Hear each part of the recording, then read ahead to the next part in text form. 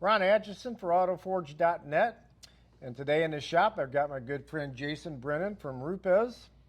And in earlier videos we've gone over the 15 millimeter Bigfoot, the 21 millimeter Bigfoot, and now we've moved to the front bumper area of this truck that has a lot of small areas that need to be polished, and the 15 millimeter machine is way too big to fit into this bumper. So luckily, RUPES, being the problem-solving company that they are, they have smaller machines. So we have the 3-inch machine. We've also got a 1-inch machine that will do rotary or DA action.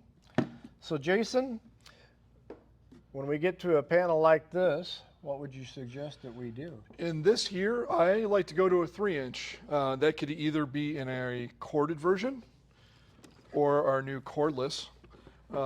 As I look at this and just the area I have to work with, I can see that a 3-inch pad fits in here very well. This is a 12 millimeter orbit, so it's a pretty big orbit for a small tool. So we're going to get a lot of correction and a lot of action in a small tool. As we were to move into something a little bit smaller, I can probably make this 3-inch work, but this would be more efficient. Right. So I'm also noticing that the 3-inch pads, along with the 1-inch pads, still use the color coding system that RUPES has set up with the compounds and the polishes and the finishing polish. So all of that still applies? And yeah, that system will apply all the way down. So okay. Whether we're talking 6-inch on the 21, 5-inch on the 15, 3-inch on our 75 models, and then down to the Nano. Nano's actually 1 and 2. Okay. So we'll fit 1-inch or 2-inch pad, rotary, and again, also DA action. All right. So I see you picked up the new one, the battery operated. Yeah, I like them both. They both have their place, but when I'm working on trim, I kind of like to go without the cord because I'm going to be working around a little bit tighter areas. So we'll use that here. Okay. So we're going to go ahead and use the wool pad on this? Yep, we're going to go towards the middle again. The DA fine with the yellow wool pad kind of falls in the middle of the range, and like to get and see what kind of results we're going to get. We've played around on the paint on this truck earlier in other videos and other applications, so we know it's a pretty good match for the paint that's on the truck. So I'm going to prime this pad because it's brand new. Right. And I'm going to go and I'm going to work. I'm sorry? Prime it on speed 2 and polish on speed 3.5 to 4? Correct. Same Correct. thing? That actually applies to all the tools as well. So thanks for pointing that out, Ron. Whether you're on our rotary, our DA system, full-size DA, all the way down to the mini, same speeds. You know, actually, I was noticing, Jason, one thing we didn't talk about earlier with the 15s and the 21 is all of your machines come with 30-foot cord. Yes. So yes. it really cuts down on extension cords and tripping hazards. That's a big point. So a lot of tools have a very short cord, and a lot of people will skimp on an extension cord, which can cause all kind of problems with the tools. The tool draw, the electrical draw. You want to have a good extension cord. I know AutoForge has some options for some really nice extension cords. It doesn't matter if it's our brand or anybody else's. You're really doing a disservice and can damage your tools without having the proper cords. So we kind of went ahead and put 30-foot cords on there. If you're in the garage, that will get you around in most places without adding an extension cord. Right. So we're going to step into this here again with a 3-inch. We're going to prime this pad. I'm going to turn the tool on speed 2, and I'm going to work in one area.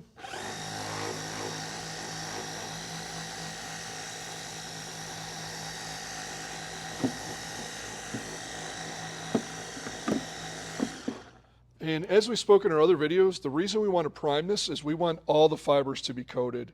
If you were to put 1 or 2 drops, you're going to have dry areas and wet areas, which will degrade the finish and not really give you desired results. Well, if you don't have product covering the whole face of the pad, you have dry pad, that then you're inflicting damage into it that you're trying to remove. Correct. The other thing is we're kind of doing a test spot here. I want to see what this looks like. If we put 2 drops on and we do that, and now we get across the vehicle and now the pad's covered, the results that we get here are going to be completely different. Right. So I want to get to what the result of this pad combination is as soon as I do it. So Let me wipe it off for sure. you. take a look at what we have. All right, it looks pretty good. There's one pretty heavy duty scratch going right across there. Yep, there's some heavy defects here.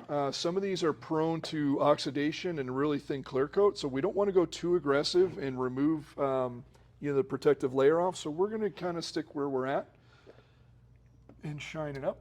Yeah, sometimes you have to look at it from the big picture. You know, this is a daily driven vehicle. You know, if you put a show car finish on it, how long is it really going to last? And on top of that, how much clear coat did you remove to do that? Now, down the road, if you have a problem, you've got nothing to work with. Right, right. We want to go with the least aggressive approach that nets us an acceptable result. So now we're going to get into the polishing. I'm going to go up to speed about 3.5.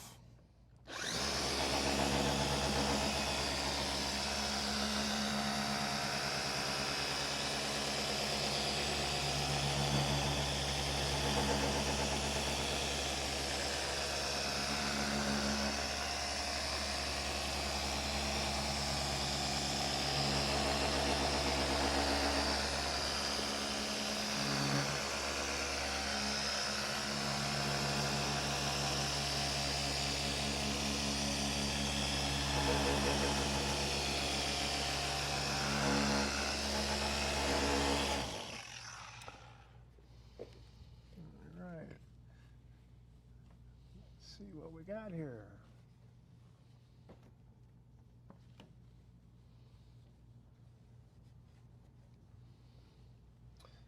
Looks a whole lot better than it did. That's for sure. Some of this, I mean, this is just some pretty serious damage there. You're not going to.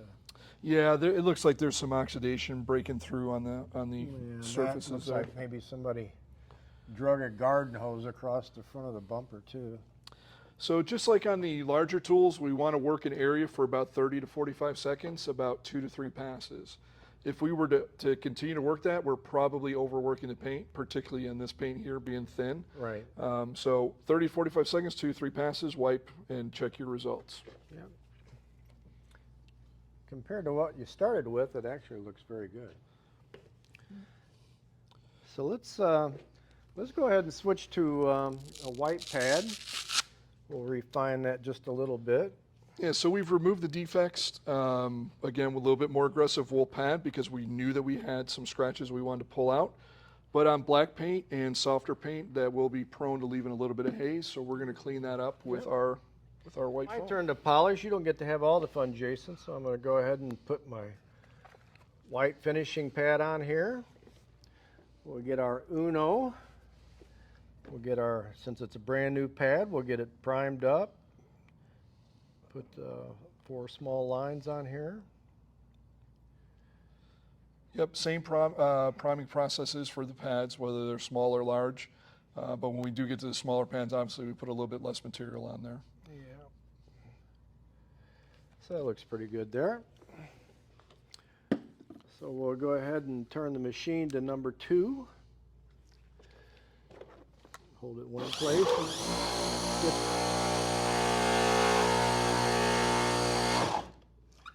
So there we've got good coverage on the pad. Yep. You see it on the front bumper there. So I'll go ahead and put my little pea-sized drops.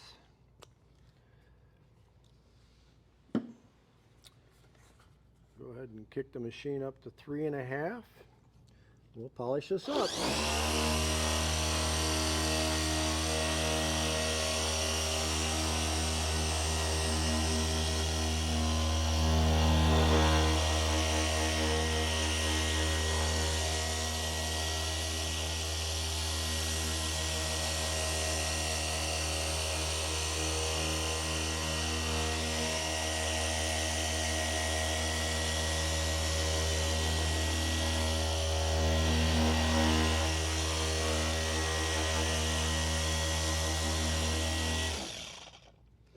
So I will say one thing about this machine, since it's the first time I've ever used it. I know RUPES has spent a lot of time getting the ergonomics of the machine, and it does feel very natural when you're down there polishing. It's like the angle of your hand fits this properly. Yep. So it's, Yeah, it was even kind of a new concept to me, coming from a lot of years of DA polisher usage.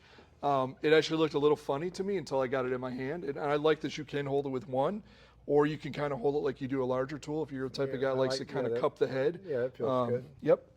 Because I've had the LHR since they came out, and I really like that machine. But this feels really good. It just fits nice. Yeah, the battery's not hanging off the back, throwing off the balance. No. It's definitely balanced and ergonomic for sure.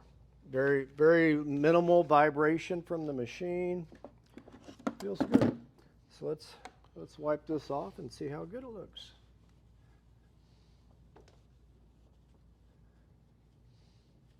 That is night and day difference compared to what it looked like before. That's, you know, if you think about it, you did about 3 passes with the wool pad. I did about 3 passes with the foam pad, so that's a total of 6 passes. That's what we used to do with just one step. You'd do 6 or 7 passes, then you'd go to your next step, do 6 or 7. So no, about 30 to 45 seconds of the cutting step, compounding step, and then 30, 45 of the polishing. right, yeah, it looks great. I mean, other than this up here, which that's repaint or wet sand, and Yeah, that's damage that's not going to polish. right. But Correct. all of this looks great. All right. And a lot easier than sticking a big 21 millimeter tool in there. Well, a lot of times it's the right tool for the job. Yep. All right, so I hope you enjoyed the video. I hope you found it informative. If you did, please subscribe.